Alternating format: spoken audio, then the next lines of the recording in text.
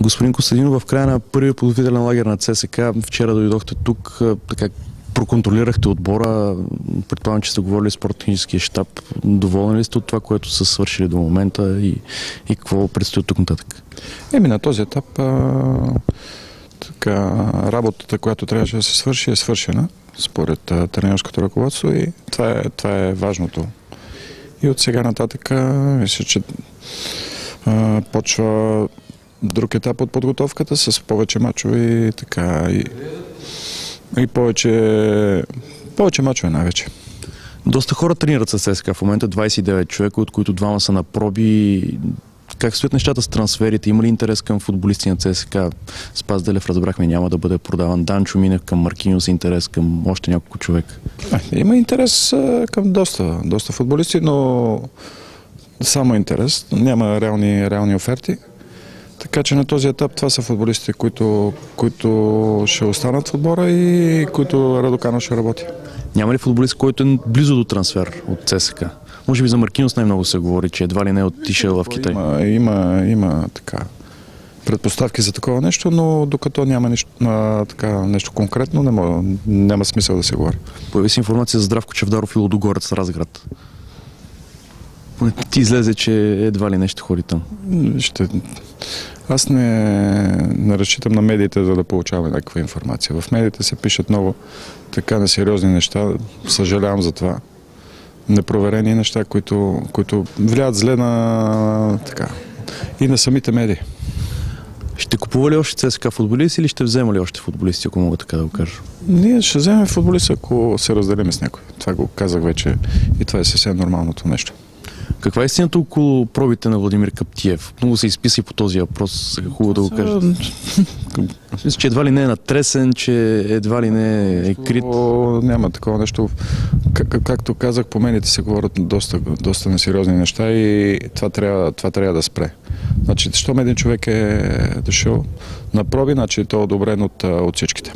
Какво е положението с Данчо Минев и Суит Ходжи, които мисля, че тренират още в София сами? В смисъл, ще бъдат ли преотстъпвани, продавани? Данчо Минев е тук с отбора. Димитър Илиев. Да, имаме с тях трябва през тази седмица по-точно да решим бъдещето им в клуба.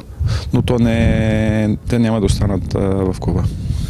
Разделихте ли се вече окончателно с Тиеро, с Еспозито? Те не са тук, но все още... Не, Еспозито има подписан, той е даден под наем с опция в един отбор от втора дивизия Италия.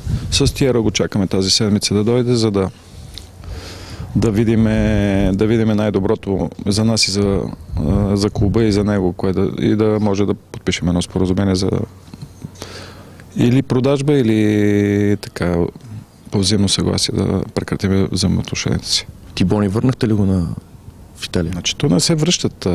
Беше под наем. Договори, имаме договор с тях, с Аталанта, така че там казус е малко по-сложен, но мисля, че ще се стигне до решение. Може да има негативи за ЦСКА по този казус с Аталанта? Не негативи. Негативите не са... Не виждам какви негативи може да има. Просто негативите произлязаха от това, че този футболист не игра добре за ЦСКА. Да, разбирам, че Еспозито си остава футболист на ЦСКА и е престъпен в Италия. Естествено, да. Много млади футболисти подписаха договори с ЦСКА. Двама са тук с отбора. Очаквате ли да бъдат налагани вече тези футболисти от школата, които идват? Вижте какво, за мое най-голямо съжаление, има голяма разлика от юношеските отбори и мъжкия футбол. Според мен изисква време. Тези момчета наистина имат много добри качества, но изисква време, за да бъдат наложени в мъжкия футбол. Всичко окей ли с лагера в Турция? Като контроли, като участие, съперниците изясниха се на 100%? Участниците се знаят. И това по медиите пак бяха тези спекулации, че не се знаят участниците, с кой ще играеме. Знаете ли, това са неща, които един отбор като ЦСКА се знае от преди един месец, знаеме с кой ще играеме. Наистина имаше някой смяна на някои мачове, но това е нещо нормално.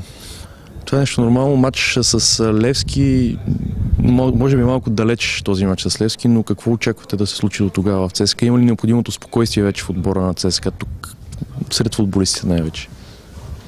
Най-важното е да се подготвя добре, да няма контузени и всички футболисти да бъдат на разположение на Радоканов. Селекцията, която бе направена тази зима, достатъчно ще бъде ЦСКА да играе по-добре, отколкото през есента? Вижте какво е, по тази тема си списа много. Лятото прекалено много чужденци, трансфери, зимата никаква селекция. Преди лятото хората искаха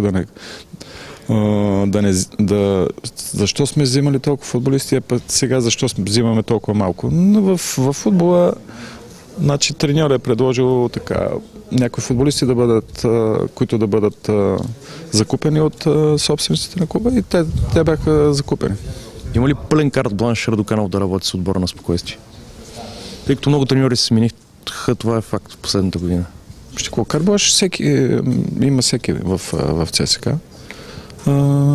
Най-важното за мен е футболистите да разберат, че ЦСКА е клуб с доста отговорности и всеки, който работи тук, трябва да знае това.